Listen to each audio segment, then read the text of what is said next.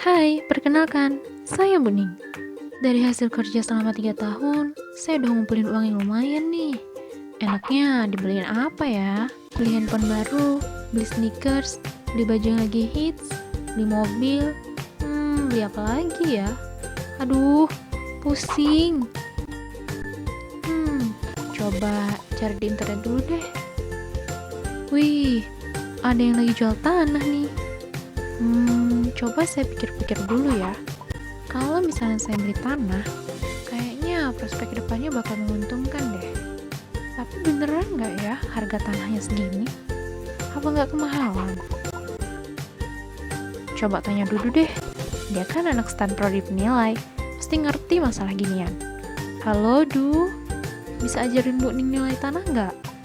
Bu Ning mau beli tanah nih soalnya. Banyak banget nih tugas kuliah di masa PJJ ini. Tapi harus tetap semangat biar bisa jadi penilai yang dapat diandalkan bagi bangsa dan negara. Halo, ada apa Bu Ning? Ajarin Bu Ning nilai tanah. Oke siap, bisa Bu Ning.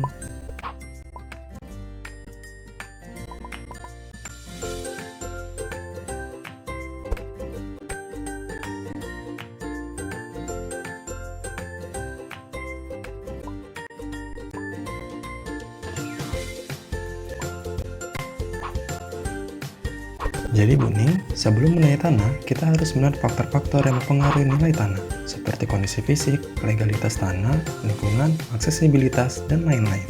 Kemudian, kita identifikasi tanah yang akan dibeli tersebut, misalnya seperti ini. Lalu, kita cari data pembanding Bu Ning.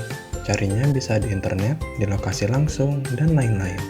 Tapi harus diingat, mencari data pembanding harus sebanding dan sejenis dengan lokasi tanah yang mau dibeli. Seperti ini.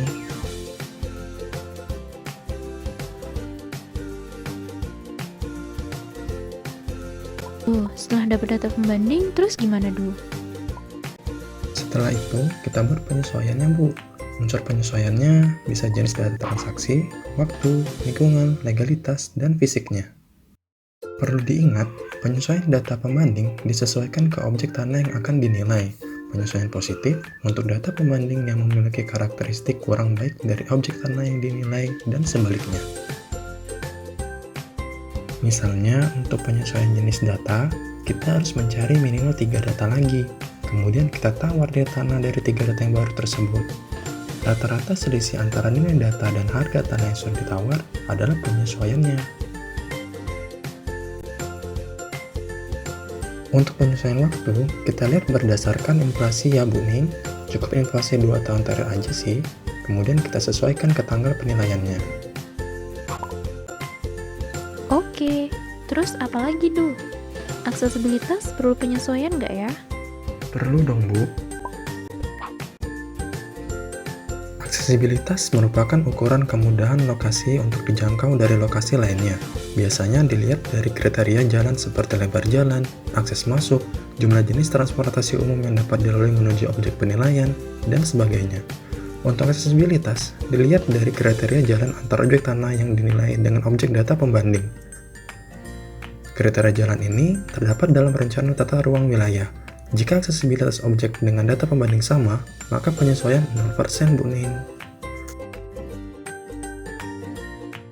Kalau penyesuaian fisik, biasanya dengan memberikan skor terhadap objek.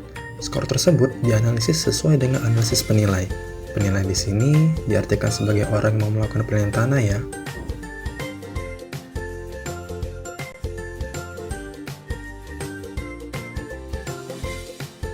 Contohnya seperti ini Bu Ning.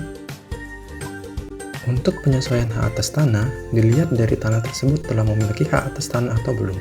Jika objek yang akan dinilai belum memiliki hak atas tanah, maka biaya-biaya yang dikeluarkan untuk memperoleh hak atas tanah menjadi faktor penyesuaiannya. Gitu Bu penjelasan terkait penyesuaian data pembandingnya. Tapi cara ngitung nilainya belum. Itu gimana? Untuk menghitung nilai tanahnya ada rumusnya Bu.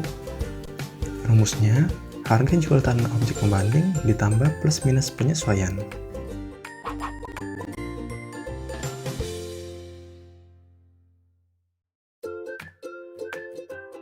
Kemudian, penyesuaian tersebut kita jumlahkan dengan nilai data dari objek pembanding untuk mendapatkan estimasi nilai setelah penyesuaian.